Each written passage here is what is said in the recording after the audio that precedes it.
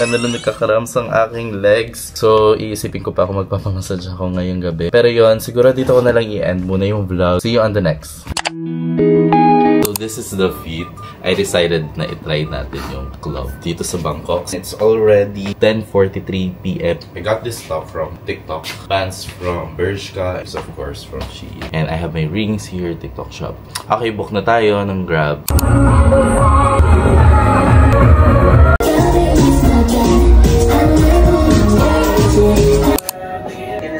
It's currently 11:13 AM and kakatapos lang natin na mag-ayos. So nag-post din ako ng Get Ready With Me video sa aking Instagram. Pero yun, ang agenda natin is first, isahanap muna tayo ng coffee shop para makapag-chill. Then we will go straight to Chatuchak Market para doon na tayo mag-lunch and at the same time, hanap din tayo ng mga pwedeng bilhin doon. And after that, babalik tayo ng hotel. Kasi after natin sa hotel is pupunta tayo ng Icon Siam. Then meron tayong dinner cruise mayang 5 PM. So more likely, doon ko na i-spend yung the rest of my day or my night sa mga magkakalapit na malls doon. So ayun, welcome to the second part of my Bangkok vlog. I hope enjoy mo tong video na to. And if ever man na hindi mo pa napanood yung day 1, panoorin mo muna siya. Para at least makarelate ka lang sa mga pwede kong makwento today. Ayun lang. Bye-bye.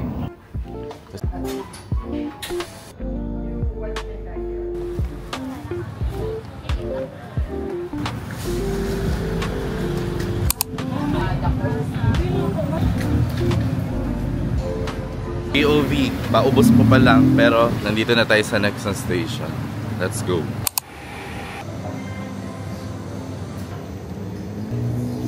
Thank you. Guys, we're currently here at Everest, Bangkok. Natry ko na dito before nung last akong pumunta sa Bangkok. So natry ko po pati yung katabi nila na cafe shop doon, which is the Bruno and Mo. Pero yun, since walking distance lang ito sa Pratunam, which is malapit lang doon sa hotel ko, which is yung Art Hotel.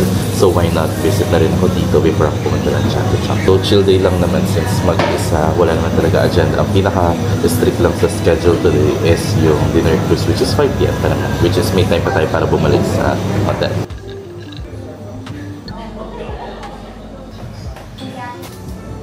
Hey guys, it's currently 1 PM here in Bangkok and we successfully have our photos. Inas natin yung isa sa mga barista to take our photo. So at least, di ba, kung nahiya tayo, hindi tayo magkakaroon ng maayos na photo. At least now, meron tayong ipopost. It turned out really nice. And I super love the photo. Sobrang ganda.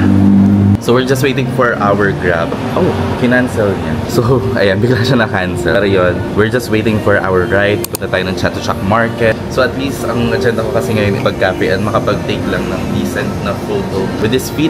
Then pupunta na ako ng Chatuchak Market para bumili ng either pasalubong, yung mga inhalant, which is yun talaga yung sikat dito. Thank you. Thank you. Salamat. Salamat. Okay. Hey guys, nandito na tayo ngayon sa Chatuchak Market. Of course, hindi mako-complete yung travel mo sa Thailand or Bangkok if hindi ka pupunta dito sa isa sa pinaka-famous or weekend market or kumbaga shopping center here in Bangkok. Actually, whenever I travel, hindi naman talaga ako yung bumibili ng mga maraming pasalubong. Especially if goal ko is yung para mag-travel ng madalas. I think maubos talaga yung pera kung bili ng pasalubong. Hello. But yeah. Pero kung titignan nyo, marami ring sarado because nandito ako ngayon, Wednesday today. Dead lang yung mga buka. Pero I don't mind kasi kung kailangan ko lang naman talaga is yung mga ointment, mga inhalant. At the same time, gahanap lang ako ng isang trinket. Isang souvenir na pwede kong ilagay dun sa shelf ko. Then doon ko nilalagay yung mga anik-anik. Especially pag galing akong travel. Just to remind me dun sa mga travel ko. I'm thinking if ito ba yung bibilin ko. Kasi tag 65 lang naman siya. 65 baht. So more likely that's like around 100 to 120. I don't know if ito ba yung bibilin ko. Something like wood. Meron ako nakita doon. 5 lang pakita ko sa ilalagay ko lang naman siya sa shelf ko and I don't need a big one. And this is like ceramic. Maybe dalawa para may katabi siya. I also like this one. Lagayan ng mga rings or this one black. They're so cute. Parang mas may personality siya. Diba? Kunin ko na lang is ito, which is tag 50 lang. Para may lagayin ako ng mga rings and accessories. I'll get this one too. Paris, hours sila na galing pa sa Thailand. As a tourist, may ganito ko. Got that good. Hey guys, it's currently 2:25 PM and tapos na tayo actually bumili dito sa Chatuchak. So tulad na nabanggit ko, hindi naman ako masyado bumibili ng pasalubong. Pero yung mga potential, like yung mga alam ko na medyo mahirap talaga siya hanapin or mas mura talaga siya dito sa Bangkok, binili ko na rin siya. So number 1 is, ito of course, yung very famous na inhalant. So this is only 100 baht. So at least kahit paano, mura pa rin yan. So bumili ako ng dalawa. Okay, quick haul na rin to. So, mabilis ang quick haul na rin to habang hinintay natin yung food. By the way, nandito ako sa isang parang local lang restaurant. Wala ako, sabi ko, add na rin ako ng Coke. Hindi ko naman alam na ganito pala kalaki yung Coke nila. Bawi talaga malala sa diet and exercise ka uwi. Pero yun, going back, bumili na rin ako ng ganito. 250 yan per anim. Pero binigyan niya ako ng discount na 440 na lang daw para sa dalawa. From 250 is parang naging 220 na lang siya. So, continue lang tayo sa pag-video kasi di naman nila alam kung sikat ba ako or hindi. Malay ba nila na 200 or 300 pa lang yung subscribers natin. Next naman, ito actually, ay, okay, na yung food. Ayan, nandito na yung food, pero tapusin ko lang. Ito naman, super sponty na bili ko. Pero alam ko, familiar ako dito sa brand. This is an ointment. Matanggal siguro yung mga either kati-kati or moisturize or matanggal yung lamig. Bumili lang ako ng isa. So ito talaga nilook forward ko na mabili dito sa Chatoshock or sa Bangkok. Snake brand na prickly heat powder para at least once na nalagay ito, ikot mo ganyan and all, is talaga mapipil mo yung cooling effect niya. Tulo na siya and surprisingly, this is only 130 baht. So I think mura pa rin siya. Tatlo naman na yung mabibili mo. Lastly, hindi ko na siya tatanggalin kasi pinakita ko na ito or yung anik-anik na ilalagay ko sa shelf. So ayun, nakabili naman na tayo lahat ng gusto natin bilhin dito sa Chatoshock. Since pupunta rin tayo ng Asia, take tayong Binook sa Klook na dinner cruise. Maya, so buffet din yon. So hindi na ako masyadong kakain ng marami. So in-order ko lang dito ay hindi si ate ang in-order. Ito. So ito yung in-order ko. This is their roasted red pork wonton with egg noodles. Soup siya. Tapos of course Coke kasi sobrang init. Kain tayo. 2 PM ngayon. Sobrang init. Sobrang init. Tapos nag-soup pa.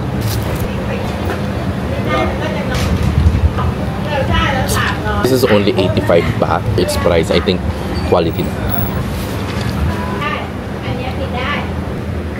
Okay guys, we just finished eating. Kapag-book na rin ako ng aking ride. Tapos balik tayo sa hotel. Liligo tayo, freshen up. Then pupunta na tayo sa Icon Siam. I just arrived dito sa hotel. And look, guys.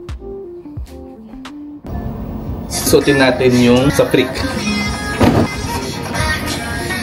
Sakit na likod ka. Papamassage tayo mamayang gabi. Ba't pa ako nagmamadali? Nagmamadali ako kasi 4:45 lang yung pinaka-last na pwede mag-register. And it would be a fail if malate ako din. Hey guys, hinintay na lang natin yung binook natin na Grab. Then this is the feed. Pumunta tayo ng Asia Take kasi nag-book ako sa Klook ng dinner cruise. So magsa-solo dinner cruise tayo. And of course, syempre, since may enough time pa naman tayo, yes, nag-book na lang tayo ng Grab at umuwi muna tayo dito sa hotel. Para at least medyo makapag-freshen up. Kasi ang init sobra sa Chatoshock kanina. By the way guys, isa to sa mga binili ko sa Freak. Ang ganda ng fit niya. I think perfect din siya na suotin for dinner cruise. So labas na tayo kasi yung binook ko is maglalakad pa sa bandang McDo. Bye-bye. So arrive here at the Asia Peak. And yes, nag-book tayo sa Klook ng dinner cruise. So I think sakto lang yung time ng pagdating natin kasi yung binook ko is 5 PM. Registration is from 4 PM to 4:45. And upon checking is 4:25 pa naman din tayo. So I'm very very happy na so far, so good. Okay naman yung mga nagiging lakad natin. Wala pa naman tayong na-i-experience na any inconvenience. Mga challenge, though I know na part naman yan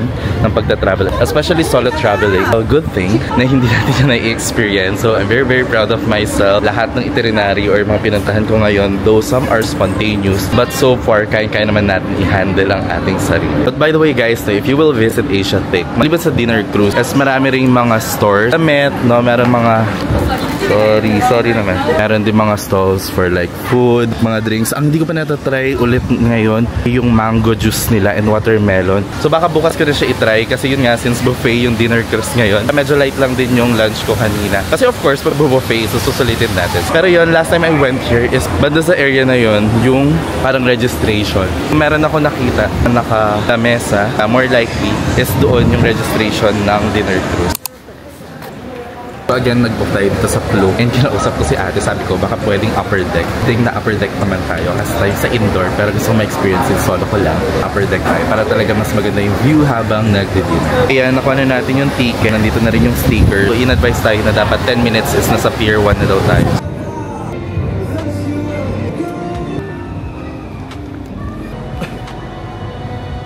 Because same! Mars, kamusta ka na dyan? Parang nung minsan lang, magkasama pa tayo. Okay, nakahanap tayo ng magandang spot. Huli, hindi mahulog, no, yung ating DJI. Okay, as someone cruising alone, I think I got the best seat. I mean, it's the front seat. So main character things na sa harap natin. Manifest natin next year. Guys, this is Clark. I'm currently here in Bangkok, Thailand for a dinner cruise. So next time, nasa Asian cruise na tayo.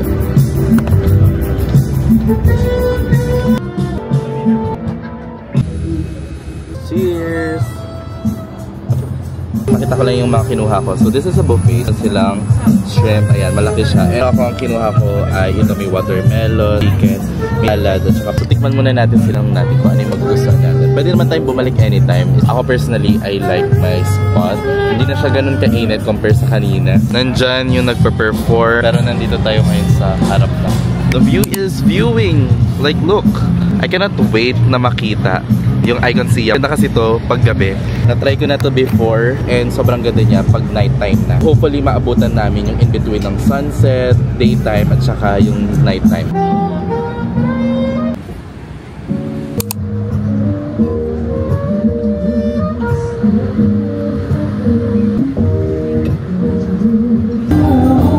Popropose ba kayo? Guys, look, sa harapan ko merong mag-partner.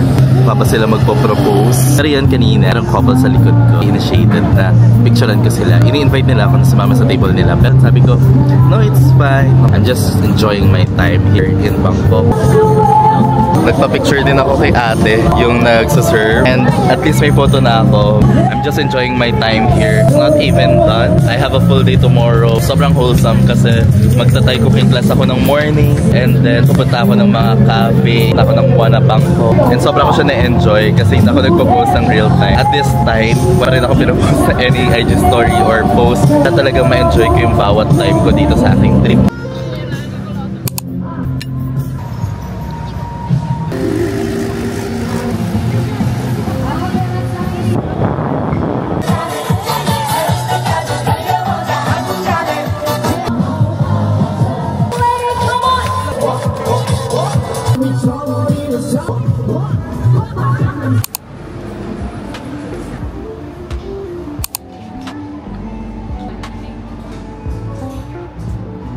Okay, nagpasabay ng gentlewoman si ate. So, nagsasend ako ng mga photos ng mga t-shirts and bags dito.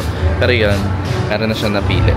Also, sobrang wholesome na yung cashier kanina. Tinanong niya, ano yung Filipino word for thank you. Sabi ko, syempre, salamat. Salamat siya sa akin. Sabi niya, salamat.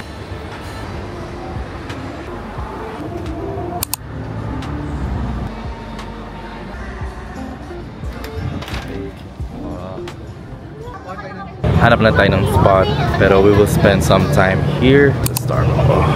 Ganda ng view. Dito kami nag-cruise kanina, so dinaanan namin ito kanina. Ang kinuha natin is matcha pure latte na sub-oat. 11 guys, last full day tomorrow.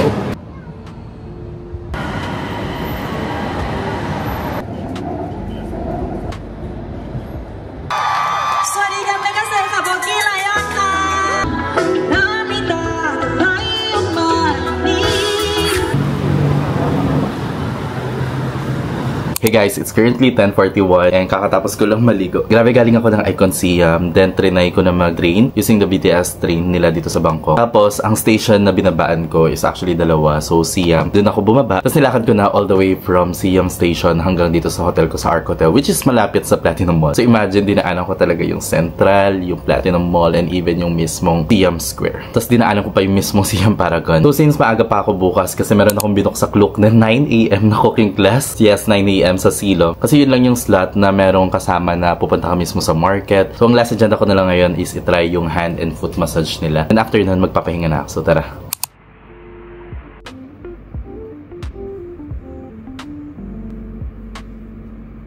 Hello guys, I just got back, 12:14 na.